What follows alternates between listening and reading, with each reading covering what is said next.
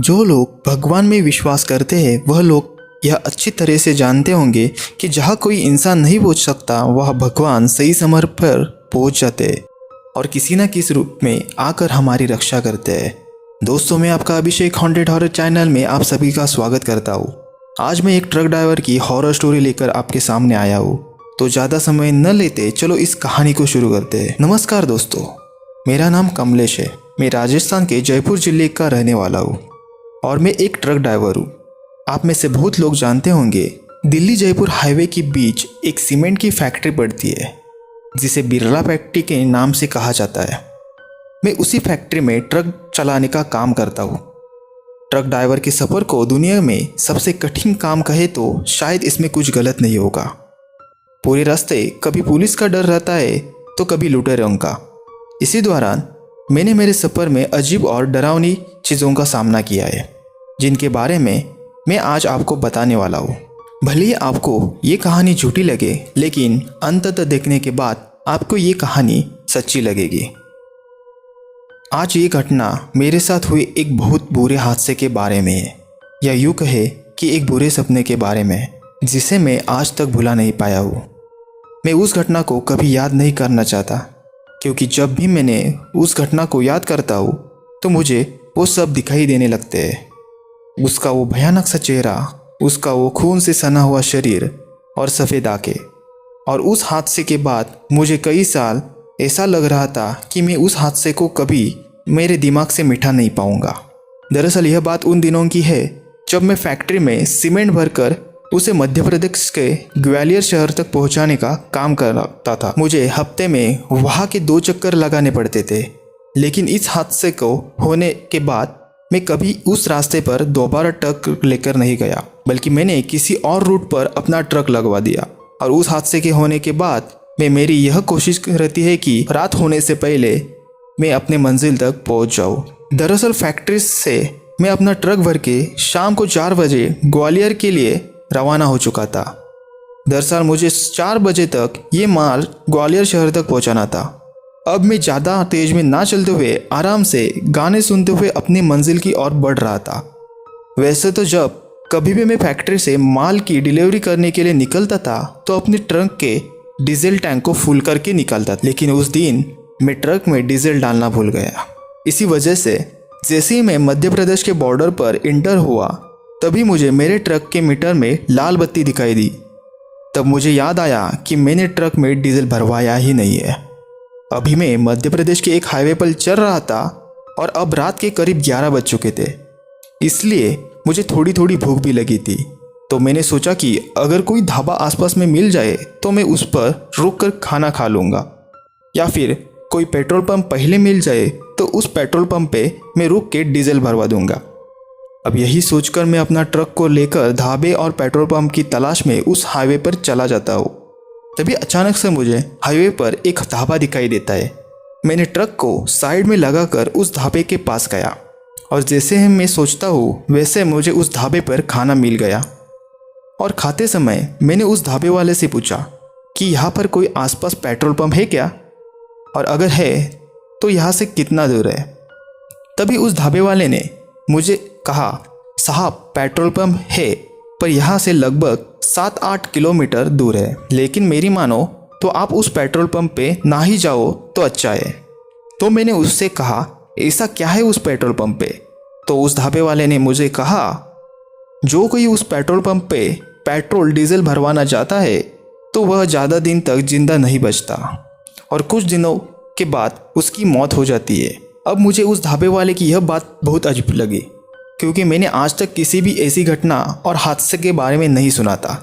साथ ही उस petrol pump वाले ने कहा वो पेट्रोल पंप भूतिया है। लोगों का ऐसा मानना है कि रात को उस पेट्रोल पंप पर भूत काम करते। तो मैंने उस ढाबे वाले से पूछा, तो दिन के समय पे कौन काम करता है?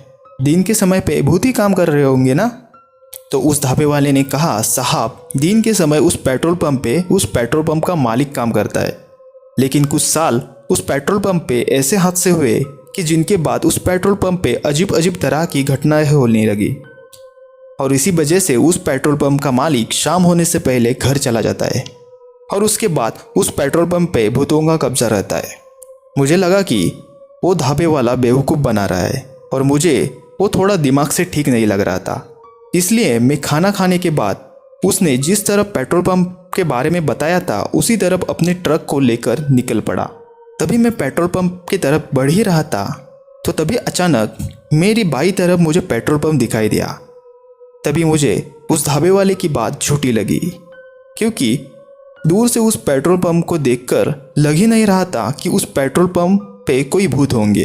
पेट्रोल पंप के चारों तरफ बहुत सी लाइट जली थी। तब ही मैंने ट्रक में डीजल भरवाने के लिए अपने ट्रक को उस पेट्रोल पंप की तरफ मोड़ लिया और अपने ट्रक को ले जाकर उस पेट्रोल पंप पर खड़ा कर दिया।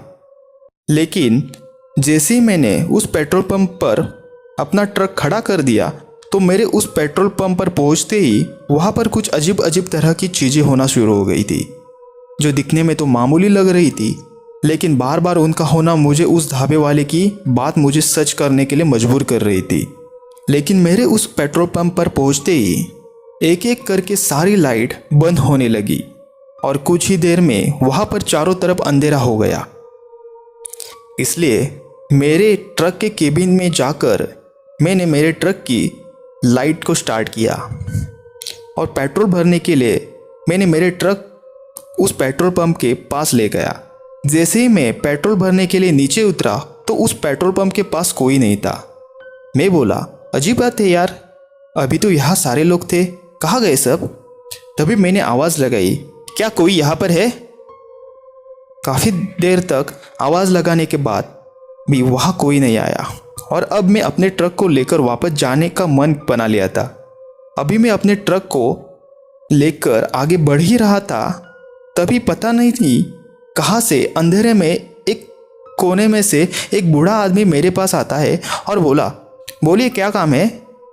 काफ़ी देर इंतज़ार करने के बाद मेरा दिमाग बहुत गर्म हो चुका था।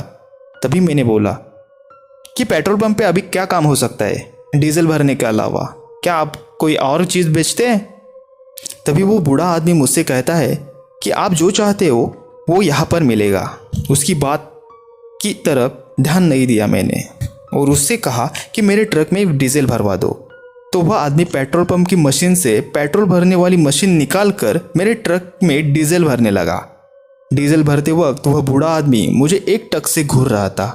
अब कुछ ही देर में मेरे ट्रक में डीजल का टैंक फुल हो चुका था और उसने फुल होने के बाद मेरे ट्रक के डीजल का टैंक का ढक्कन लगा दिया और मुझे आकर कहा कि आपके ट्रक का टैंक फुल हो चुका है।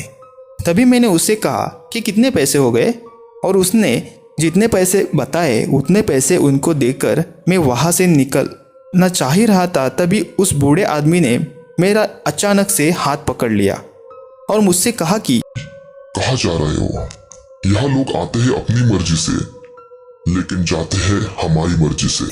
उसकी यह बात सुनकर एक पल के लिए तो मेरा रूह कांपने लगा और मेरे मन में थोड़ा डर का एहसास हुआ। लेकिन फिर मैंने उससे कहा कि तुम्हारे कहने का मतलब क्या है? तुमने मेरे ट्रक में डीजल भर दिया और मैंने उसके पैसे तुमको दे दिया, अब क्या चाहिए तुमको? तभी उसने मेरा हाथ पकड़कर उन पैसों को मेरी हथेली पर रख दिया जो मैंने उसके डीजल भरवाने के लिए दिए थे, और उसने एक बड़ी अजीब सी आवाज़ में मुझसे कहा कि हम डीजल भरने के बदले पैसे नहीं लेते। तभी मैंने उससे कहा, तो फिर क्या लेते हो?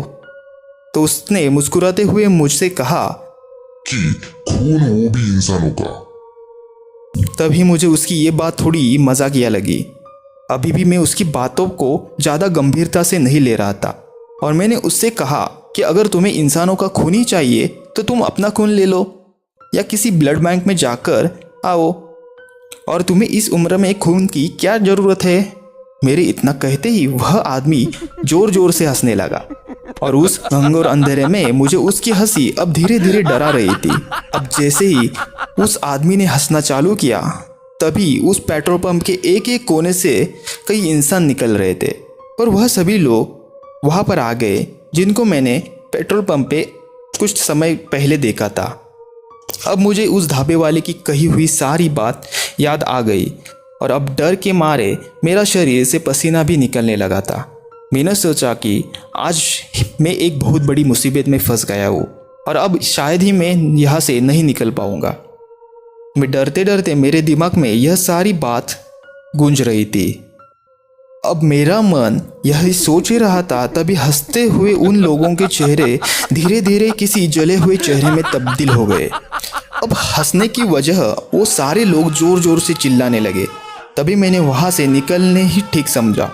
जैसे ही मैं अपने ट्रक के पास निकलने लगा तो वो बूढ़ा आदमी पेट्रोल भरने की मशीन निकालता है और मेरे ट्रक की तरफ छिड़कता है। तभी मुझे लगा कि यह लोग मुझे यहाँ जला ही देंगे। तभी मेरे में थोड़ी हिम्मत आई और दौड़ते हुए मैं ट्रक के पास जाकर बैठ गया। और उसकी बाद वो बूढ़ा आदमी मेरे ट्रक पर भी पेट्रोल छिड़कता है और मुझे लगा कि यह लोग मेरे ट्रक को आग लगा देंगे और मुझे यहाँ जिंदा जला देंगे। तभी मैंने फटाक से अपने ट्रक को स्टार्ट करना चाहा, लेकिन मेरे बार बार चाबी लगाने पर भी वह ट्रक स्टार्ट नहीं हो रहा था। मेरी लाख कोशिशों के बावजूद भी वो ट्रक स्टार्ट होने का नाम नहीं ले रहा था। अब धीरे धीरे मेरी हिम्मत जवाब देने लगी थी और अब बाकी के वह जो लोग थे वह ट्रक के ऊपर चढ़ने लगे थे और मुझे केबिन से बाहर निकलने की कोशिश करने लगे। बट मैं केबिन में लॉक था, इसलिए वो सारे लोग मुझे पकड़ नहीं पाए। तभी एक आदमी मेरे केबिन के शीशे पर जोर जोर से लात मार रहा था। उसका इरादा ट्रक की कांच फोड़ने कर मुझे बाहर निकालना था। मैंने मन ही मन में हनुमान चालीसा पढ़ना शुरू किया और जैसे ही मैंने हनुमान चालीसा पढ़ना शुरू किया तभी मेरा ट्रक शुरू हो गया। जैसे ही मेरा ट्रक शुरू हो गया मैंने फुल स्पीड के साथ उस पेट्रोल पंप से अपने ट्रक को वहां से दौड़ा दिया। मुझे अब तक यह समझ आ चुका था कि ये लोग कोई इंसान नहीं है बल्कि कोई प्रेत आत्मा या फिर छिलावा है। डीजल भरवाते वक्त मैंने ट्रक को यू टर्न लेकर खड़ा कर दिया था, क्योंकि जिस तरफ मेरे ट्रक के डीजल का टैंक था उस तरफ वह पेट्रोल पंप की मशीन थी, बल्कि वह दूसरी साइड में थी। इसीलिए मुझे ट्रक को वापस मोड़कर लगाना पड़ा था और इसी वजह से जब मैं वहां से निकला तो मैं वापस जिधर से आया था उधर ही जाने लगा। और जब मैं फुल स्पीड में अपना ट्रक को वहां से भगाना जा रहा था, मैंने जैसे ही मेरे ट्रक के पीछे देखा तो मेरे ट्रक के पीछे आग लगी थी। मुझे लगा अगर ये आग डीजल टैंक तक पहुंच गई तो मेरा ट्रक ब्लास्ट होकर रहेगा। तभी पता नहीं अचानक कहाँ से वहाँ पर बहुत तेज बारिश होने लगी और धीरे धीरे मेरे ट्रक में लगी वह आग बुझ गई। तभी मैंने वापस रास्ते पर आते हुए देखा कि जहाँ पर रुककर मैंने खाना खाया था और जिस ढाबे पर मैंने खाना खाया था उस जगह पर कोई ढाबा नहीं था। ये बात मुझे अजीब लगी, बट मुझे मेरी जान बचानी थी, इसलिए मैंने वहाँ से मुख्य शहर की तरफ अपने ट्रक को लेकर भागने लगा। ट्रक को भगाते वक्त जब मैंने अपने हाथ में पहनी हुई घड़ी में टाइम देखा तो उस वक्त रात का 1 बजा था। और जैसे ही मैं मुख्य शहर में पहुंचा तो मैंने वहाँ के लोगों को उस घटना के बारे में बताया। तभी वहाँ के लोगों ने मुझे कहा वहाँ पर 2 लोगों की टक्कर होकर मौत हो चुकी थी और उसी पेट्रोल पंप पे टक्कर होने की वजह से वह प्रेत आत्मा बनी है।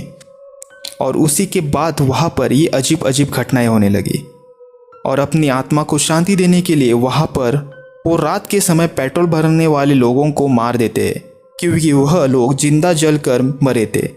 तो जितने लोग को वहाँ पर जिंदा जलाकर मारेंगे तो उनको उतने आत्मा शांति मिलेगी।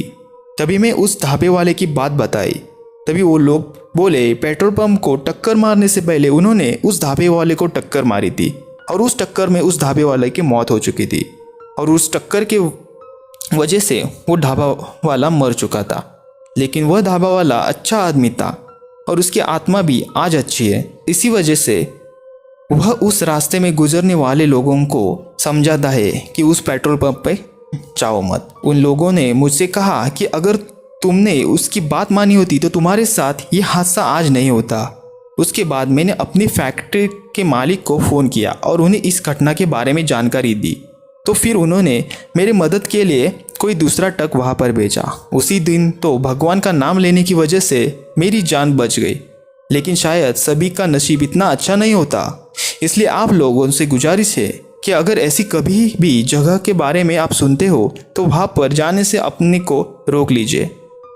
तो दोस्तों ये कहानी यहाँ पर ख़त्म हो चुकी है। तो दोस्तों आपको ये कहानी कैसी लगी मुझे कमेंट करके बताइए और अगले कहानी का इंतज़ार करिए। तब तक के लिए धन्यवाद। जो लोग भगवान में विश्वास